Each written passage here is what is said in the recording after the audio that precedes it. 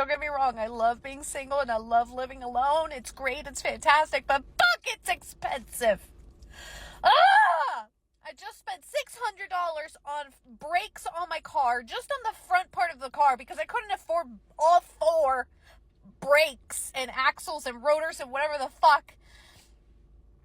And then now I just paid my car payment, which is $500, so I just blew $1,100 in like 3 hours, and it wasn't even like fun, you know? Fuck. Sorry, it's just so overwhelming. Like, you work and you work and you work and you work and you work and you work, and it's just to pay off like your basic necessities.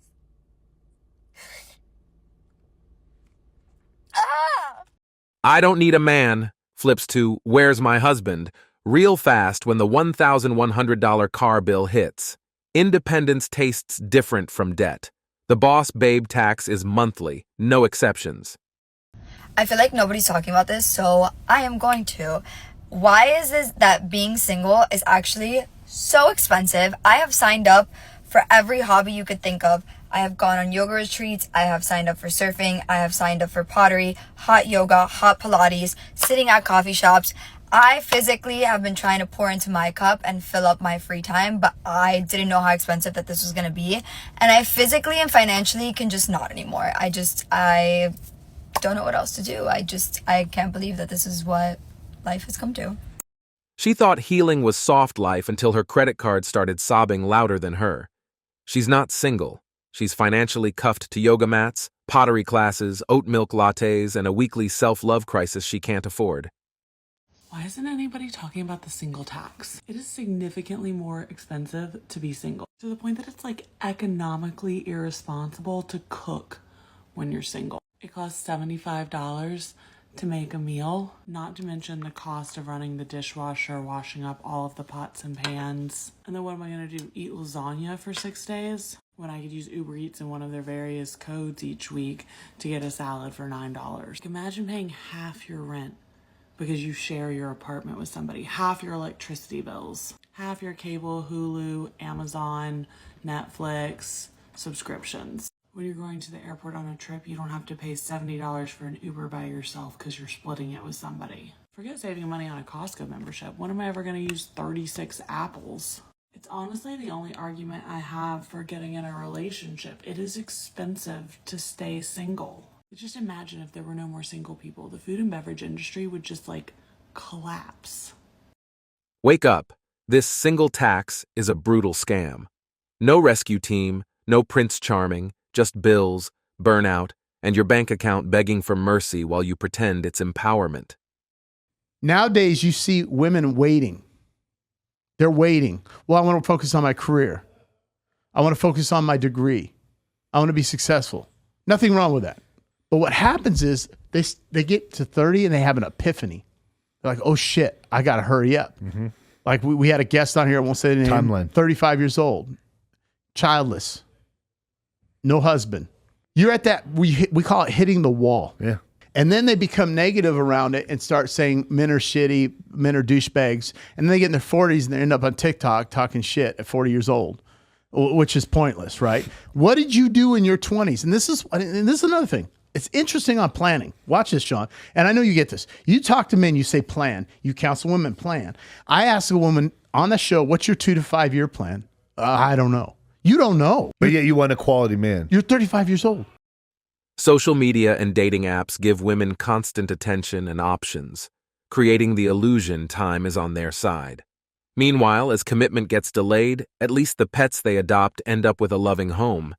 Why? Because we understand that by the time you're 35, there's questions that need to be answered as to why you haven't got a man. What did each man see in you that passed up? A girl that is young, beautiful, and great for a relationship should get scooped up straight away. But by at least 26, 25. That would happen. The moment you're teetering on 30, 35, there's questions that have to be asked. What's wrong with this girl that these guys have gone, nah, I'll pass. Or she hasn't been able to stay in a committed relationship. Every guy she ignored when options were endless Keep that same energy. Don't become the safety net now that the spotlight's fading. She chose ego and attention. Now it's silence, cats, and reflection. Men, stay disciplined and hold the line. That wall hits you, ladies, it's going to hit hard. And it's going to hurt. And you're going to be bitter. And you're going to hate Kevin Samuels. You're going to hate Andrew Tate. You're going to hate Rollo Tomassi. You're going to hate Michael Sartain. You're going to hate Black Ice. You're going to hate Glenn Lawrence. You're going to hate Pearl. You're going to hate Fresh and Fit. You're going to hate us. You're going to say the same thing that everybody, no, we told you, literally, because I picked them out. I said, my God, I feel bad for the guy that's going to end up with her. And it was the prettiest girl in school. It was the cheerleader. It was the Who's Who club. And now I look at him and I'm like, whoa, you're alone. What happened? It was the career. Look, I've been around a minute, guys. I've got experience. I'm not making this up. I'm not pulling this out of my... A comment captures it well. Many successful women in their late 50s have big houses and financial success, yet remain alone, still hoping for a top 1% man. Wealth can't substitute compatibility, companionship, or a genuine emotional bond. Single. There just been no logical sense. Okay, look, I have a kid. I used to be like that until I had my kid. Now that I have my kid, like, I might be this, oh, I'm a boss bitch, da, da, da. But deep down in my heart, I would do absolutely anything to be at home and be like always with my child. There you go. But unfortunately, and have a man protecting you. Stop acting like, stop leaving out the man part. Right. Because for you to be home with your child, that means you got a man holding you down, yeah, protecting you. And that's what I'm saying. Like, he's right. And that shit's hard. Like, but unfortunately, since I'm by myself, I gotta hustle, you know. Yeah. But I would do anything to have a man like that. That's what we saying. That's exactly. Thank you. God bless you. God bless you for telling the fucking truth. The I don't need a man mindset often shifts when real responsibilities hit. Many quietly admit they'd appreciate support. Proving independence sometimes masks a deeper desire for partnership and security. I often do videos talking about the fact that I'm 39, single, and happy. But today I wanted to tell you about the worst thing about being single. Gotta keep it real. It's not always easy. So yeah, the worst thing about being single is dun, dun, dun. Finances. I have to pay for everything myself. There is no one to share a single bill with. But I'm being serious. Mortgage or rent, bills, food, everything. I get to share costs with nobody. Independence comes with a price. Freedom also brings full responsibility. The bills, the pressure, the solitude aren't shared when you choose to stand alone. The reality of being your own boss isn't just emotional, it's financial and demanding too. Got another complaint about late-stage capitalism, specifically about being a single woman, which I do recognize that we can't romanticize the past here all the time, because women couldn't even own their own credit card until like what, the 70s.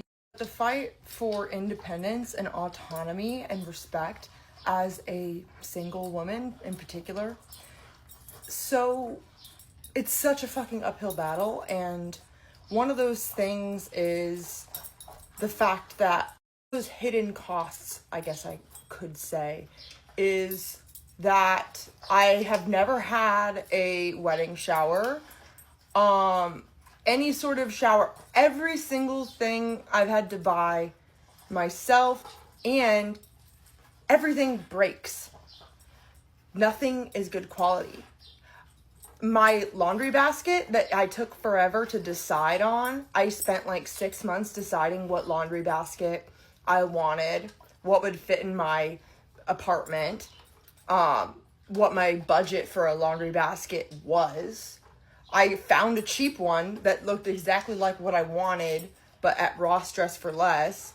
That was within my budget. I got it. It's already broken. And I just get so fucking frustrated that nothing works, everything breaks, and that this is like such a hidden cost of, if you are not sharing these things with someone else, or if you are not being bought these things, these are just like other disposable income things that add up, that if your paycheck is only enough to pay for bills, like, you don't want your items to break. Like, also, like, my, God, I'm just getting so fucking frustrated. I'm kind of, like, at my wit's end right now. Like, my vacuum kind of was, like, breaking, and I'm just like, great, now I, like, seriously. Men have handled these pressures quietly for years. Now women face them alone, and suddenly it feels overwhelming and unfair. It is so expensive to be single and to pay for all of these expenses by yourself. For context, I do live in the Bay Area, so it is hella expensive to live here. But this is essentially how much I pay in a month by myself. Close to $4,000 if I'm lucky. And again, it's not that I can't pay for these things, because obviously I'm out here living and thriving and a little hungry, but it's fine. However, it's usually the things that I don't account for on the monthly that like internally kills me.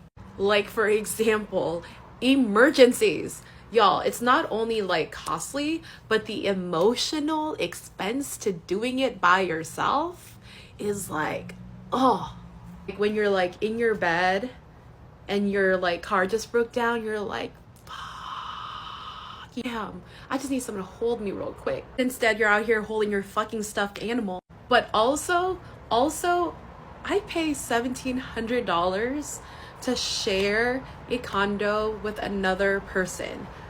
Can I afford my own place? Sure, but it would actually be cheaper if I was splitting those expenses with someone else. I can't tell you the amount of people that I know that are still in relationships. You can pay your bills, but that isn't thriving. It's survival masked with smoothies and retail therapy. Calling it empowerment doesn't change the truth. Financial strain and emotional exhaustion aren't freedom. They're quiet desperation dressed up as independence. I just had to pay $403 on my car registration because I live in California. And now I'm spending more money to get it washed. If you live in another state, how much is your car registration? Convince me to move somewhere.